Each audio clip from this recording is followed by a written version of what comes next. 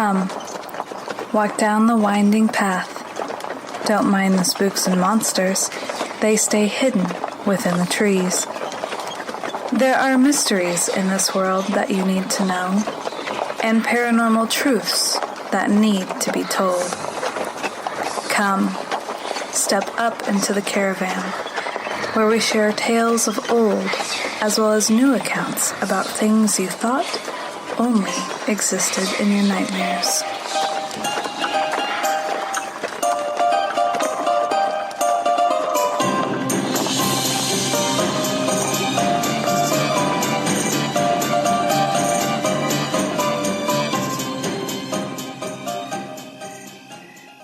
Do you hear that? The rustling of the leaves? Welcome, dear traveler, to Loretober Eves. I want to thank our Patreons, Jose Maguina, Frater Mutada in Lumain, Natalie, Joseph, Victoria, Donna, Kadrick, Jim, and Robin for signing up with us. Make sure you check us out on all social media platforms, Facebook, Twitter, Instagram, and YouTube, under the name The Caravan Library of Lore. And please don't forget to rate and review. Without further ado, our guest tonight, Mark Anthony. Mark Anthony, psychic explorer, also known as the psychic lawyer, is a fourth-generation psychic medium who communicates with spirits. He is an Oxford-educated attorney licensed to practice law in Florida, Washington, D.C., and before the United States Supreme Court. This psychic explorer travels to mystical locations in remote corners of the world to examine ancient mysteries and supernatural phenomena. Mark appears nationwide on TV and radio, including CBS TV's The Doctors, Gaia TV's Beyond Belief with George Norrie. He is the co-host of The Psychic and the Doc on the Transformation Network. He is a featured speaker at conferences, expos, and universities which include Brown, Columbia, Harvard, and Yale.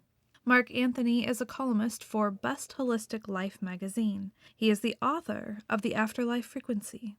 His other best-selling books are Never Letting Go and Evidence of Eternity. All right, well, today we have Mark Anthony with us here inside the caravan. Thank you so much, Mark, for joining us. Well, thank you, Lady Ann. It is an honor to be here, and I've been looking forward to this because I just really like your energy, and I know this will be a fun interview.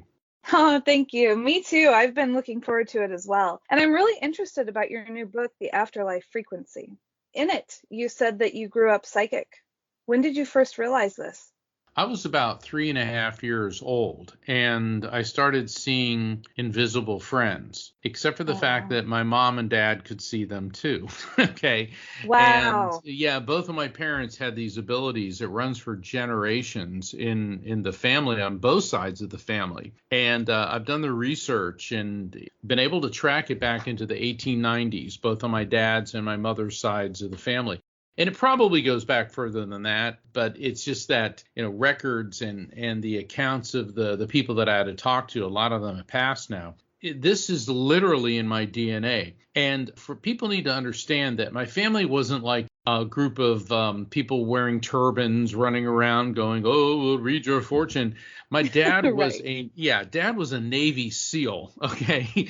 And he was a NASA engineer. And my mother was a commercial illustrator and an artist. And this is a genetic trait that runs in the family. In fact, it was even documented in 2016.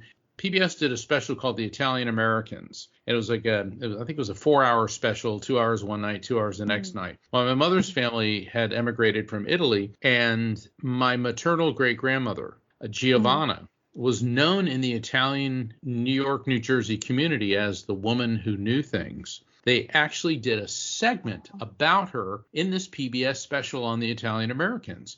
And it was amazing. I remember watching this, with my siblings, and was like, oh my God. And they're showing pictures of our family and footage and talking about her and her, what we now would call psychic abilities. So this has been just part of me from day one. That's incredible. That's really amazing. And it's so interesting So how was it different then, growing up with parents that were psychics? Because one of my things, and something that I talk about on the show a lot, is how important it is when your children come to you and they're telling you, hey, I've seen this, or I've experienced this, or felt this. A lot of the times and I understand it, we can be afraid. So then we're wanting to discount that. For me, I always felt that it was extremely important to talk to my kids and be like, okay, what did it look like? And ask them about their experience and really provide that support, because if you tell them this stuff doesn't exist, they have a really intense experience, that's going to traumatize them. I would agree, absolutely. And you've got 3 kids, so you Hmm. completely understand. I think that for parents who are listening whose children start saying, I see this or I hear that, you hit the nail on the head, Lady Ann. Listen to them. Let them Mm-hmm. tell you about it. Was it scary? Was it uplifting?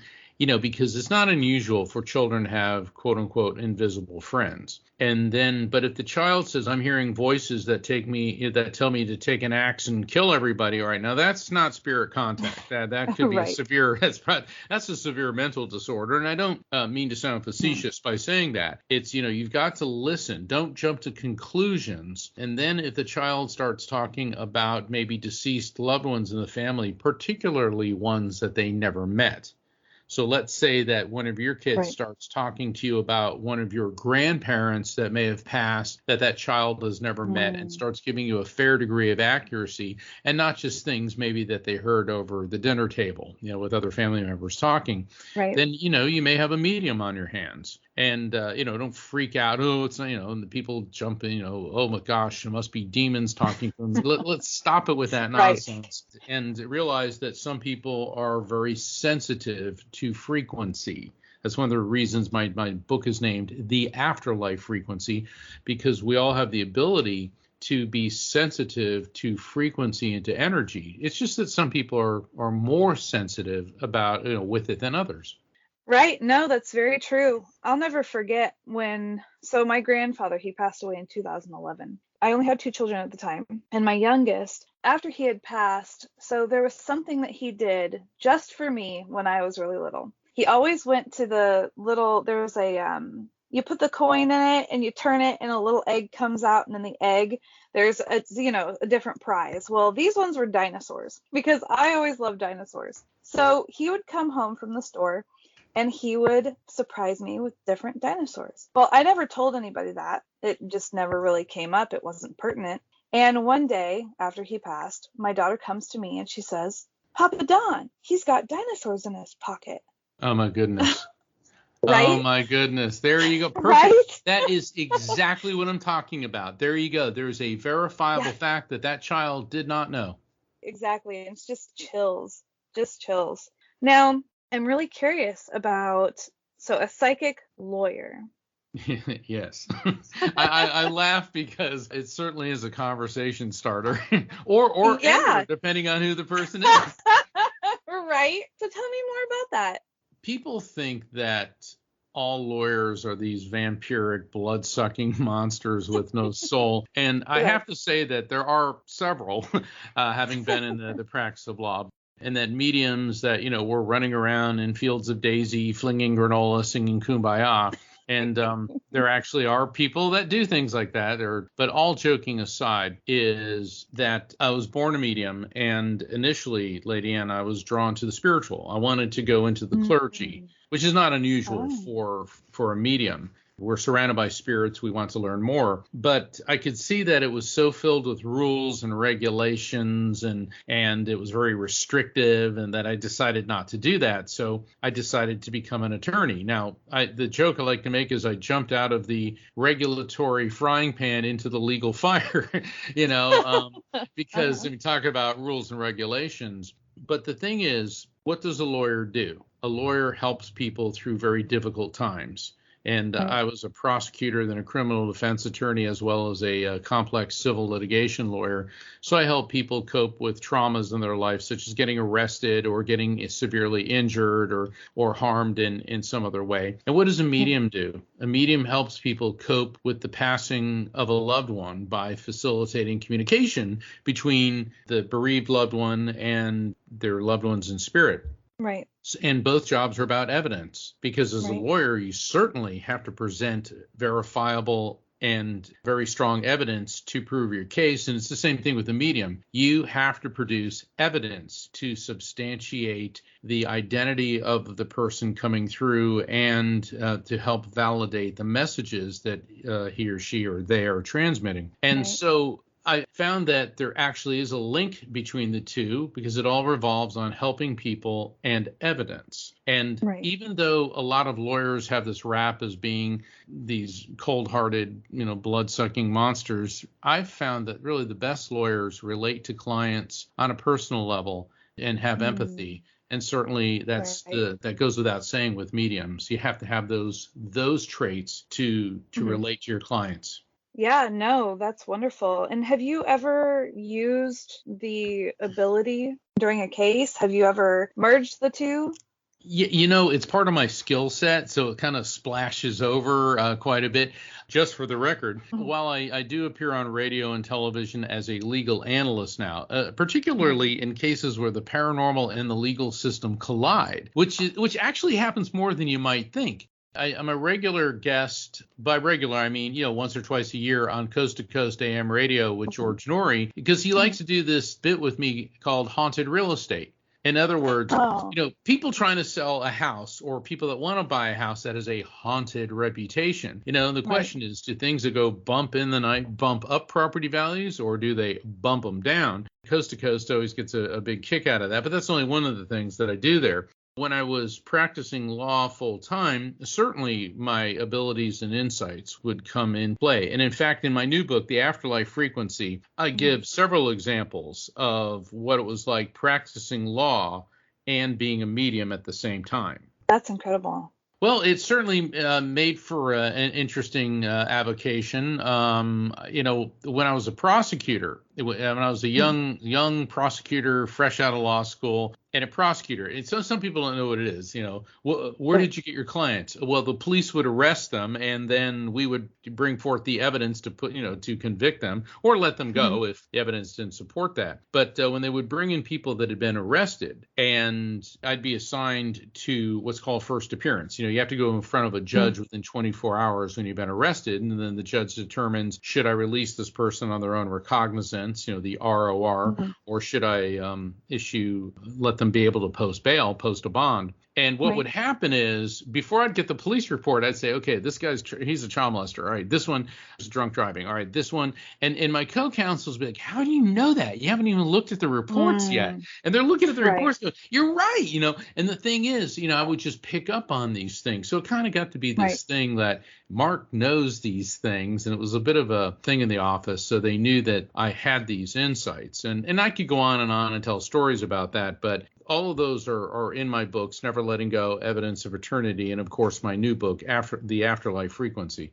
Right. Now, has that ever made it difficult for you in the sense of making you question if you want to continue that line of work? I mean, for me, somebody who is sensitive and who does pick up on things, originally, so I was in search and rescue and I was going to be going over into the police field. And after some of the stuff that I encountered, especially out on search and rescue, it changed my mind and I decided not to do it because it was too heavy.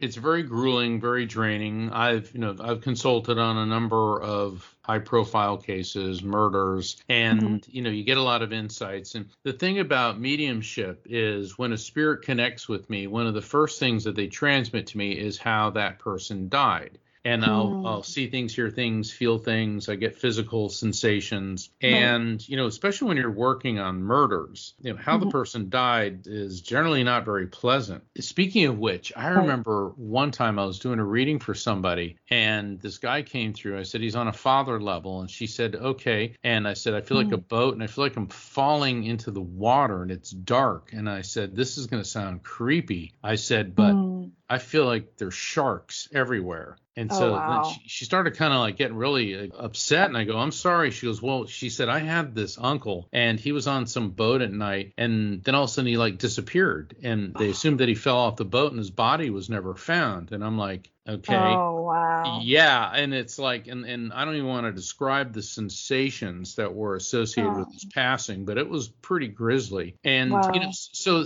that's one of the difficulties of being a medium is experiencing things like that. But on Mhm. the flip side of the coin, that also brought some resolution to the Mhm. family. I don't know how Right. happy that made them. But then again, when I'm able to make a connection with somebody Right. and a loved one comes through, let's say a parent who, God forbid, has lost a child, the messages that are transmitted are verifiable facts. They bring peace, healing, resolution, messages of love, and to Right. see and feel some of the pain and anguish come Right. out of the bereaved loved one, that's what really matters. That's what Right. this is all about.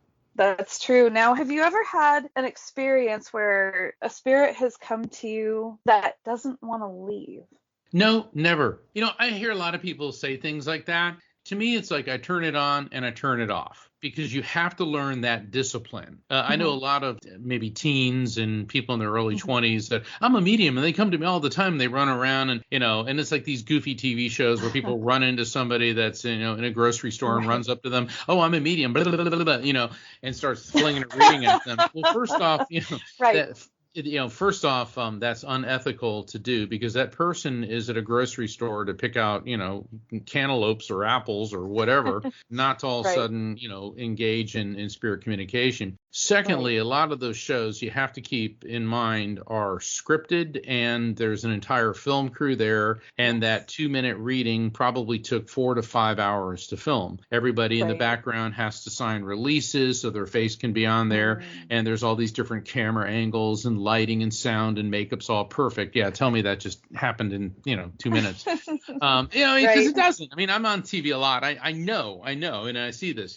And so that gives people a misconception of what Right. mediumship really is, and it isn't about just going up and flinging a reading on somebody. And it's unethical even for people who are highly gifted to just go and just give a reading to somebody who didn't come to them for it, didn't ask Right. for it, or wasn't open to it.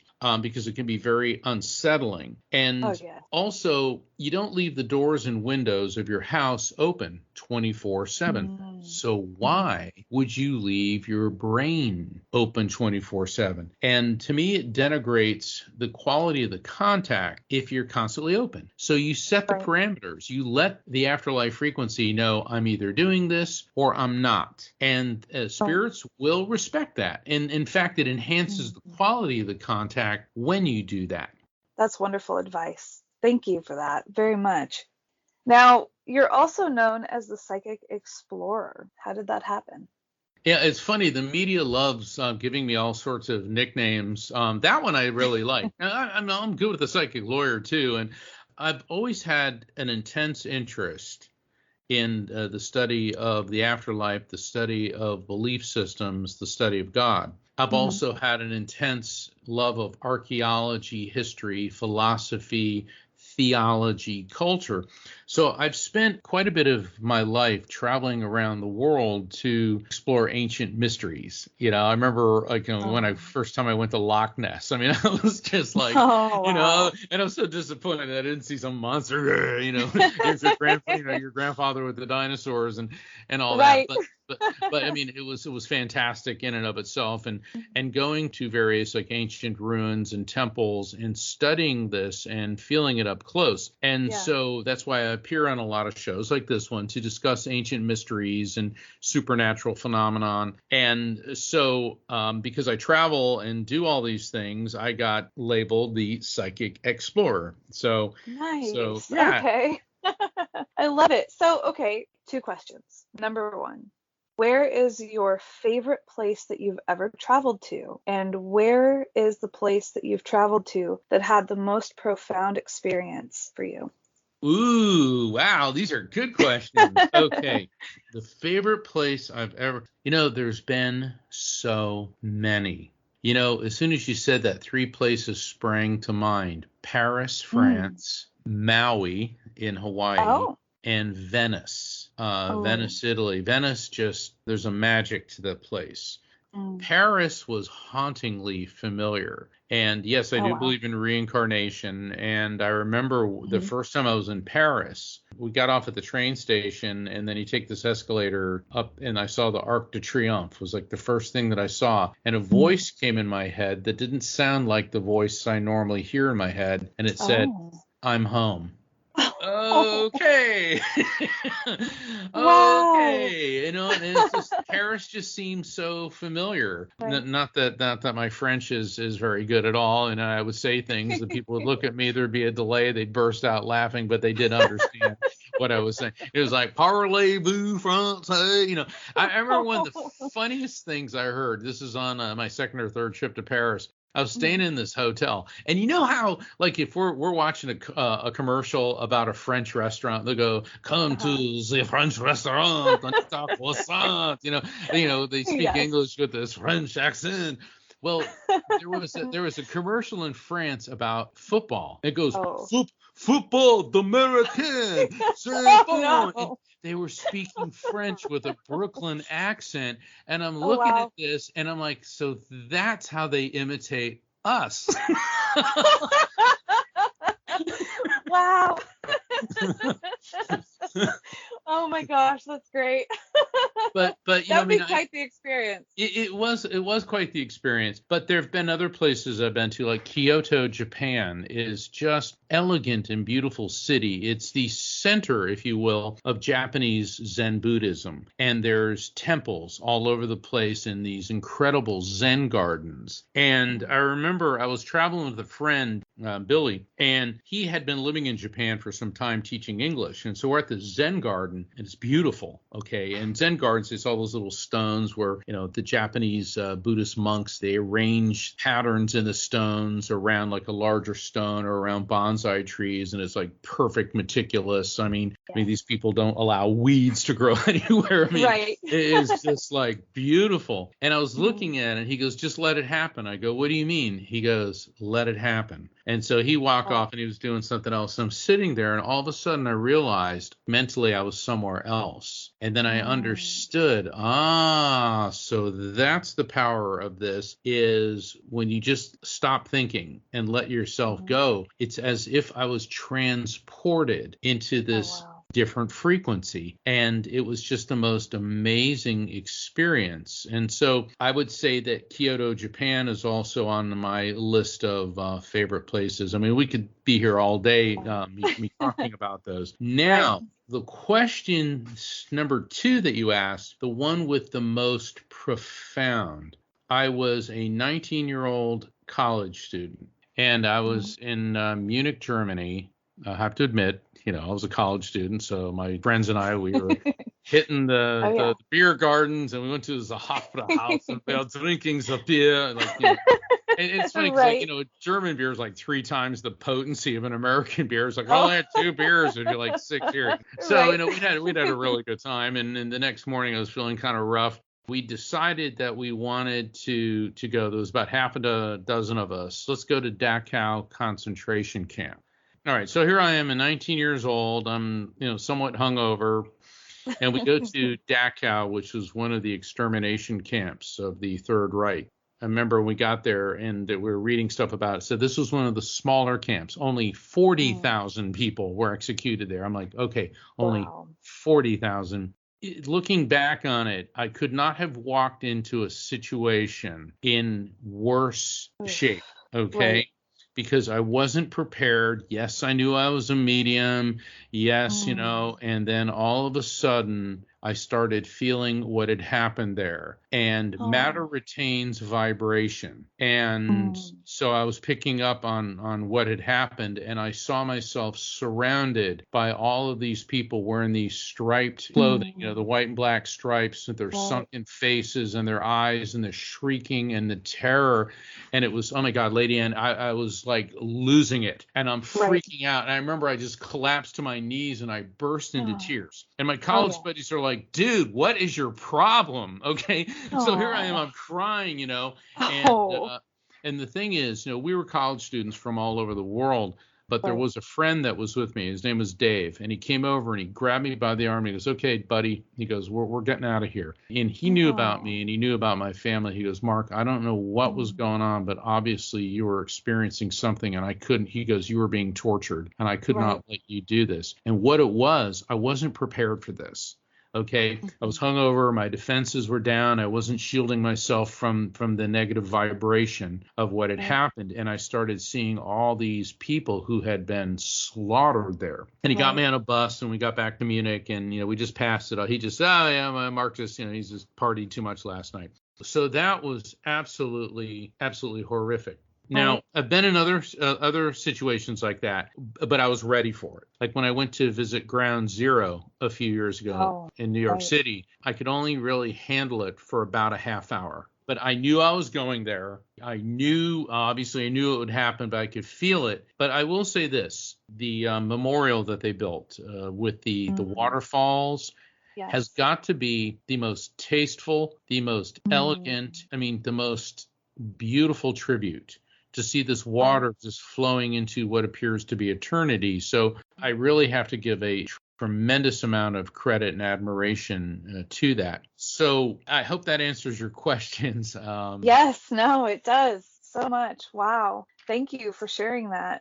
Yeah, I think about this. I got a funny story along those lines. I don't know how you follow up those two incidents with something funny, but I was Okay. I was at the Tower of London one time, and it was a dreary late February, early March. It was sometime around there, and it was perfect London weather. It was gray. It was like 40 degrees and drizzling. It's about as London as it gets, So I'm walking Right. around the Tower of London. Now, the Tower of London used to be where the British royal family lived in the medieval era and up until the Enlightenment, and then they started building, bigger and less primitive looking palaces. The Tower of London was also where prisoners were sent. So if you got sent to the Tower, that was a really bad thing. Yes. So I'm walking around and I was thinking about, because I really like history and I knew that, Henry VIII, we'd all heard about Henry VIII and his 6 wives. Oh, yes. And I started thinking, I go, I wonder where Anne Boleyn, his second wife, okay, the queen, I wonder where Anne Boleyn, was she executed here? Because I knew he had her beheaded. And I was just, I don't know why, I was just thinking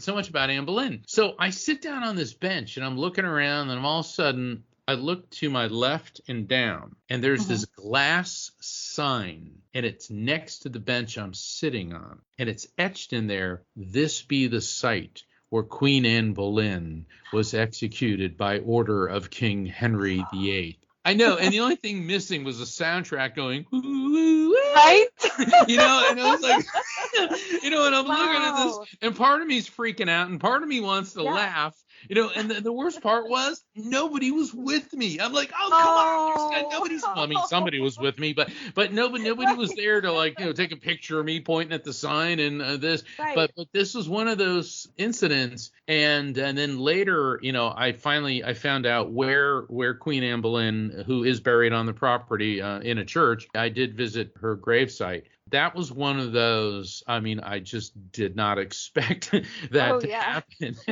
That's incredible. It's too bad that nobody was there because that was definitely one of those whoa moments. Yeah, that's one of those, but I swear all of that is exactly what happened. So, there have been a number of incidents like that. And, once again, that gets into, what I'm known as a psychic explorer because, I was there and I was studying phenomenon there. That was actually my day off. I thought, well, it's my day off. I'll spend it at the Tower of London. Right. Quite the day off. Now, I'd like to get into the Afterlife Frequency. Ask, how is it different from other books by mediums? This book it's the culmination of everything that I've done and studied in my life. And how it's different from books by other mediums is that it takes a scientific approach to bridge the divide between faith and science. So those of us who study the afterlife, I refer to communication with spirits as interdimensional communication. And the different types have been categorized. There's been near-death experiences, there's deathbed visions, there's a contact through a medium, there's visitations, there's out-of-body experiences, and they've all been put into separate categories. I Right. don't see that as what it really is. They're all interrelated, and they're all possible based on sound scientific principles, and all this can be explained through quantum physics. So what I've done is explain the different forms of interdimensional communication through scientific facts, through quantum physics, through theory, to explain that interdimensional communication, the afterlife, is not only real, but that there is a solid and logical explanation for this. And I've developed new terminology based on 21st century science to explain spiritual phenomenon. And the thing is, for people who are listening to this, when you start hearing, oh God, quantum physics, the spoiler alert I have to tell you is, please do not expect a dry and complicated read, because nobody wants to read that. And it's my job as the author to explain this in a way that people want to read it, and also to illustrate my concepts with stories to show how this is not only possible, but this is what happens. Right. So this is a serious scientific explanation of spirit communication, and it's been endorsed by some of the top afterlife and survival of consciousness scientists in the world. Wow. Now, in the new terms that you have developed, electromagnetic soul. You can call it the EMS. The EMS. Okay. The EMS. Yeah, can you explain that? Yeah, the EMS, the electromagnetic soul, is one of the signature theories that I'm introducing in this book. And neuroscience is the study of the human brain. And if you study neuroscience and look at a neuroscience textbook, maybe it's 1,000 pages long, yet there's only 1 or 2 paragraphs, if that, about consciousness. Consciousness is who and what we are. In the realm of faith, it's referred to as either a spirit or a soul. And the official position, Lady Ann, of neuroscience is that the brain, the organ in our body, the brain creates consciousness, and it does it through chemical reactions and electrical impulses. But neuroscientists have absolutely no idea how it happens. The reason for that is the brain doesn't create the consciousness, it only hosts it. Very much the way a computer hard drive does not create the programs and the data that are on it, it merely hosts them. And we know from the laws of physics, the laws of thermodynamics, that energy is neither created nor destroyed, only transferred from one form to another. We know from biology that the human body, the nervous system, and particularly the brain, has an electrical field. We know from quantum physics that everything on the most basic level, there's molecules that are made of atoms, that are made of electrons, protons, and neutrons, that in turn are made of a minute particle, the building block of everything in our universe, which is quantum, which is electromagnetic energy. So the brain has this electromagnetic field, and the people of faith refer to who and what we are as a soul and a spirit. And think about it. Every major religion believes that the soul pre-exists the body, comes into the body, and then when the body dies, moves on. So taking this lifetime of research and the scientific understanding of the brain, of quantum physics, and with consciousness, I developed the term the electromagnetic soul to describe what we really are, which is pure consciousness that is eternal electromagnetic energy. So that when our body dies, that EMS, the electromagnetic soul, does not die with the body. It is transferred to a higher frequency, the afterlife frequency. That's just part of it. And I explain this in much greater detail in the book. The EMS, and I just gave 2 lectures on this, one for the International Association of Near-Death Studies, and then another one for Spiritual Awakenings International. And the talks I gave were very different, but the EMS is also how to explain what happens with near-death experiences, with shared death experiences where more than one person experiences the same NDE, near-death experience, or bystanders of someone who is dying that they're able to see and experience what the person transitioning is seeing, how spirit communication works, what an out-of-body experience is, and how it is that spirits can and will communicate with people who are not necessarily mediums. And this term is now being used by scientists in the field. They said, Mark, this I've had a couple of them really compliment me on this, which is very humbling and a tremendous honor. Yeah. And so the term EMS is getting to be used in the scientific community. So we have the EMS. Now, can mine connect to yours? Absolutely. Absolutely. We're all energetically interconnected. That's why, all right, you're a mom, okay? Right. So even if, one of your kids is not on a cell phone and something happens to one of them, maybe they trip and fall, get hurt, you kind of know, don't you? Yeah. No, Yeah. exactly. Bingo. So then this would explain collective consciousness. Absolutely. Collective consciousness is another one of my terms that I'm putting forward, but I'm expanding that in the chapter known as collective consciousness communication. So think of your EMS as a drop of water. And when you die, that drop of water leaves your brain and it plunges into this ocean. And this ocean is the eternal sea of souls. And so now your EMS, and you maintain your individuality. Now your EMS is interfacing with other souls that are interfacing and linked to other souls, other souls, other souls. So now they're part of this vast information network. And collective consciousness, which is what that is, we've all heard the term we're all cells in the body of God and that we're all interconnected. Well, this is what that means. And in collective consciousness communication, let's say I'm doing a reading for you and you got 4 or 5 spirits come through, and then they start giving you messages,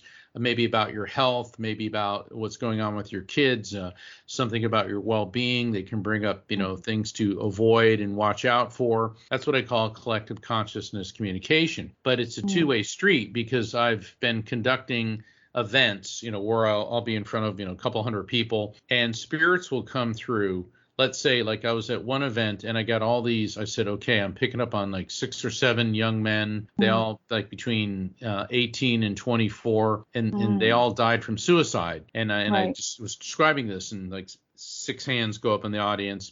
Each one of those families had lost a young man from suicide. So I had this whole group of young men, and then they came in tandem, and then they separated out. And so I was drawn to the first family, and the spirit gave what he looked like, his name, just identified, so they all came in together. Also, I may be giving a message to one person, or it looks like I'm giving a message to one person in the audience, but it resonates with 15 or 20 other people. I tell everyone, go with that, because there's a reason they're piggybacking that message to that person. So even if you don't get an individualized reading, if the information coming through is relevant to you, if it touches your heartstrings, accept that. Here's why. Spirits know that I'm a finite human being, and that my limited human brain can only handle one concept at a time. But that doesn't keep them from putting several messages in one. And people say, well, that sounds like science fiction. It's like, okay, so the Pentagon sends a message to Camp Pendleton, and it sends one signal, yet encrypted on that are several encrypted messages.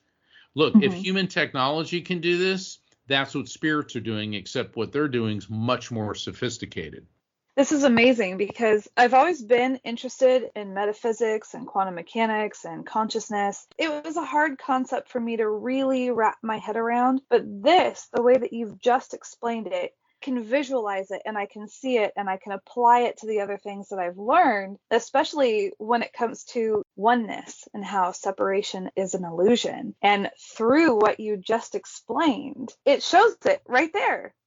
Well, yes. And the thing is, though, we are individuals, but we're energetically linked to a greater whole. Right. And this gets back to everything on the subatomic level is electromagnetic energy, a particle of electromagnetic energy known as a quantum, plural is quanta. So what that means, Lady Ann, is that, and we also know that everything has a vibration. Okay, so all the subatomic particles have a vibration. The thing is, the desk that you're sitting at, yes, it's an inanimate object, meaning that it's not alive, but at its most basic subatomic level, it's composed of the same form of electromagnetic energy that you are.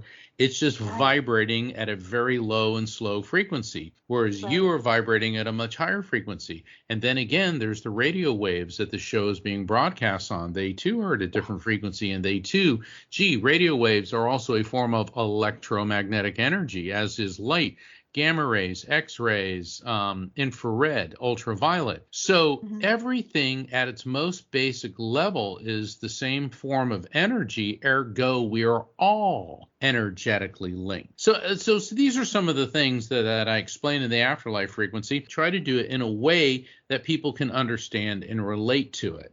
Because, when I was in law school, I remember suffering through these incredibly boring books, okay? And then I got out of law school, and guess what? There were even more incredibly boring books. And you'd have these judges that may be brilliant legal scholars, but they just had no gift for making anything interesting or relatable. And I said, there's no way I'm ever going to do that to anybody when I write books. So, and with all due respect to the legal profession, and there are some judges who are brilliant writers and can explain, great things. And thank you to the 2% of you that are.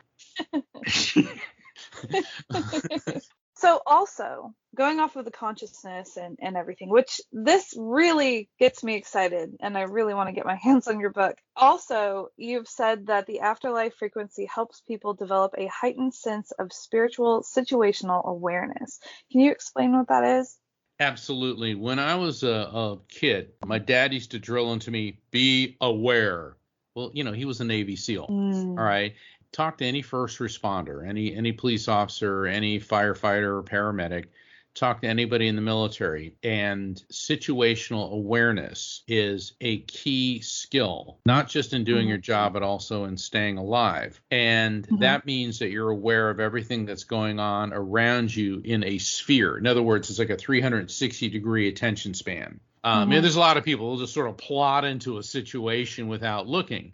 But my dad said, always be aware of your surroundings. And then when I began working very deeply with my spirituality, I realized that it expands even beyond that to not just the material world, but also to the spiritual. And spiritual situational awareness is an awareness of what is going on with you in this world, but also energetically around us. So that if you pick up on the subtle signs from spirits, or you get that feeling or whatever, that gives you the heads up to avoid a dangerous condition, place, or person. And so in the Afterlife Frequency, I explain and teach people how to expand and develop their spiritual situational awareness. That's wonderful. Wow.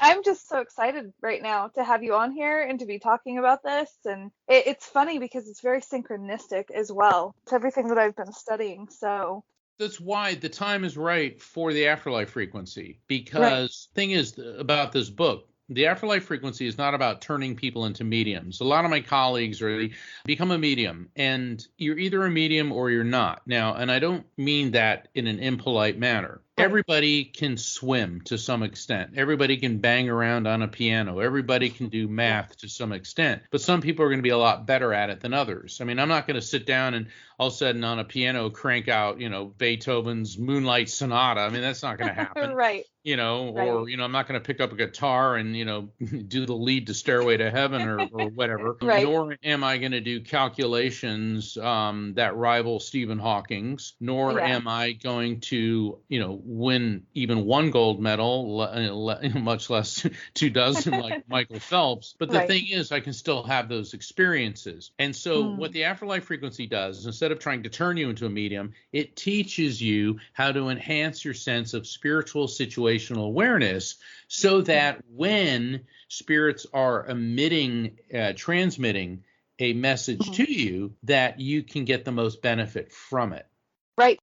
And actually, I do have another question. So this was something that one of my other friends and I were talking about when it comes to personal resonance and your path and your experience here. In some instances, two people can be together. Let's say you and I go to Gettysburg, whereas you might see a full soldier spirit, but I only see an orb. Do you know why that is? It has a lot to do with how we're interpreting the electromagnetic soul or the residual energy echo that we're encountering. So it's like some mediums are more visual, some mediums are more auditory, some feel things. And so maybe you're seeing an orb because you're sensitive to the energy, you're picking up on that. And as long as you say, well, I'm getting an orb and I feel that this was a soldier, all right? Whereas I may get a visual on the soldier. So essentially, we are receiving the same electromagnetic impulse. It's how we interpret it. So, for example, let's say I said the word to you, see, all right? Okay. We speak English, so when we hear see, we're thinking S-E-E, right? Like I did. Yes. Right. What if English was your second language and your primary language was Spanish? That would mean to you yes. Oh, okay. Right. That's why in interpreting messages transmitted from the collective consciousness, got to be very careful about jumping to conclusions. Let's get the information first. And also, one message can have more than one level of significance and mean many different things. And people say, well, that sounds like, you're making stuff up. Yeah, but think of words that we use like here. Is it H-E-R-E or H-E-A-R? What about W-I-N-D? Is it wind or is it wind? See, we do things like this all the time. We just don't think about it, Yeah. True. If I said there, is it T-H-E-R-E? T-H-E-I-R or T-H-E-Y apostrophe R-E. The same sound with three very different meanings. That's true. And I have to ask, speaking of messages, do you have a spiritual message for the world? Yes. And I want to explain how it came to me.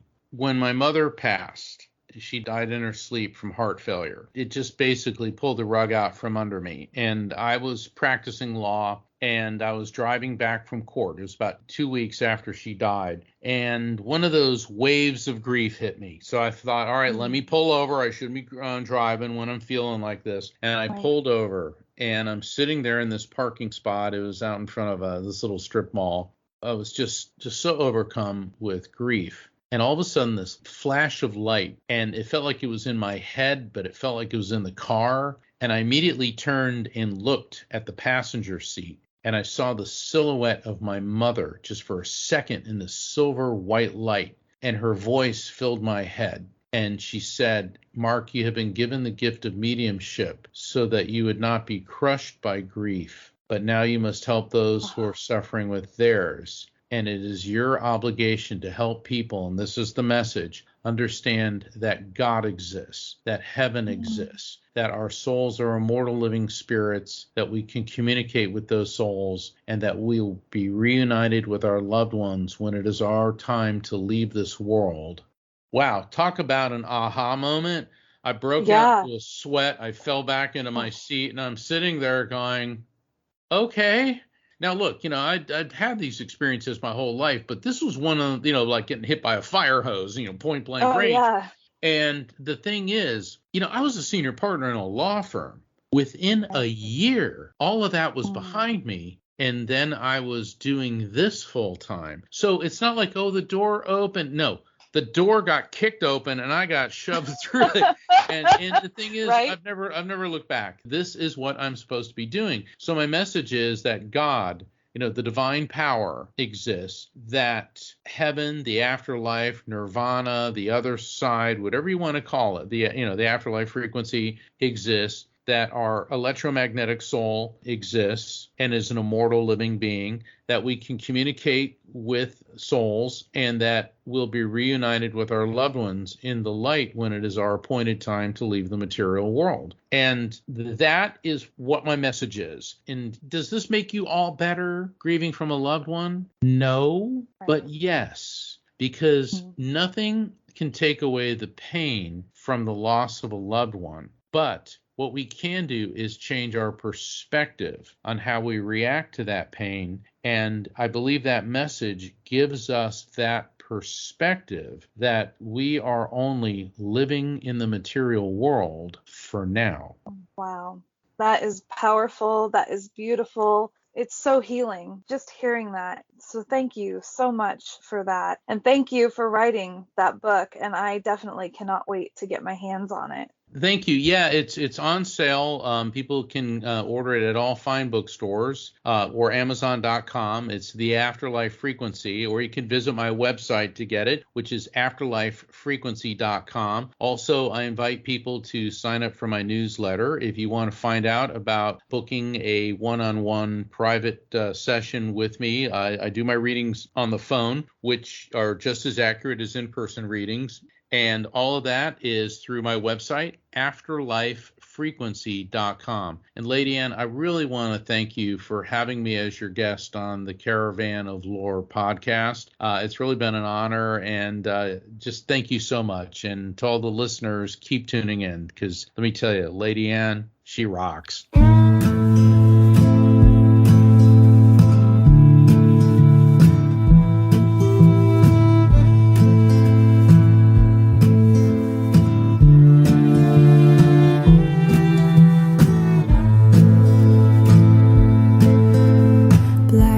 Circles round my head, leaves go up in flames of red, in flames of red. Worry ties me to the ground, feathers fall without a sound, without a sound. Burn on, dear flame, burn on, there's a light in the fire. Burn on, dear flame, burn on. The black heart calls to your deepest desire.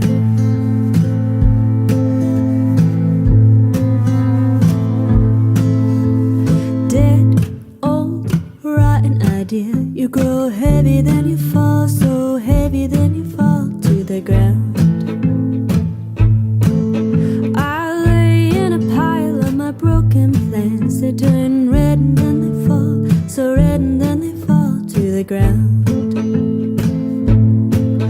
I'm making wings black as night. I wait until the time is right. Burn on, dear flame, burn on.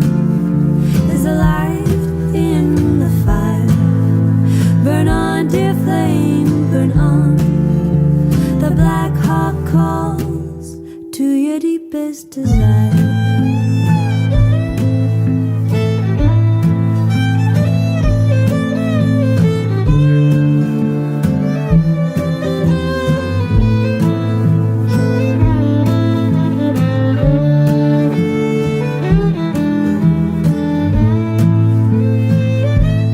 In my dreams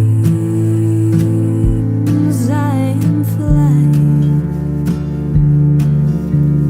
high, high, high over the hill, and I see